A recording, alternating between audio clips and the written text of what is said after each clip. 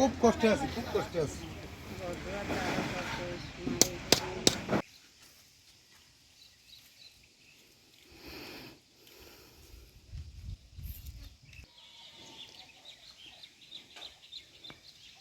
কোনো কারেন্ট নাই, কোনো জলের কোনো বন্দোবস্ত নাই।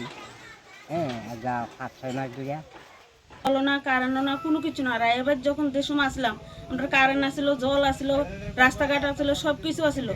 এখন আমরা এমন জায়গাতে না পরিস্থিতি দাঁড়া করেছি যে রোদে তার ওখানে টিকতাম না, রাস্তাঘাটে যায়, রাস্তাঘাটও থাকতে পারতেছি না। তাহলে ঘরে যায়, ঘরেও থাকতে পারতেছি না। এমন জায়গাতে না ফেলেছে, জল না, কারেন্ট না, কোনো কিছু না। ডিএম যাই না আমরা বয়সে, তারপর অহনুজন তো আমরা কোনো সুযোগ সুবিধা না, কোনো কিছু জলও না, কারেন্টও না। তাহলে আমরা কিভাবে চলতাম পারি? আপনার কাছে একটা আবেদন, আপনারা এদিকের লোকসভার কাছে একটা আবেদন বা পঞ্চায়েতের কাছে একটা আবেদন, আমরা যাতে জলের কারেন্টের সুবিধাটা আমরা করে দেয় বা ঘর দুয়ারের ব্যবস্থা করে দেয়। বাম তো বানাইলো, ঘর উড়ে এলে জায়গা বৃষ্টি করে ঘর। তবে কি স্কুল বাচ্চারা দিয়ে স্কুলে পড়বো, এই সুযোগটা আমরা পাইতে আসি না। বাচ্চারা কিন্তু পড়াইতে পারতেছি না।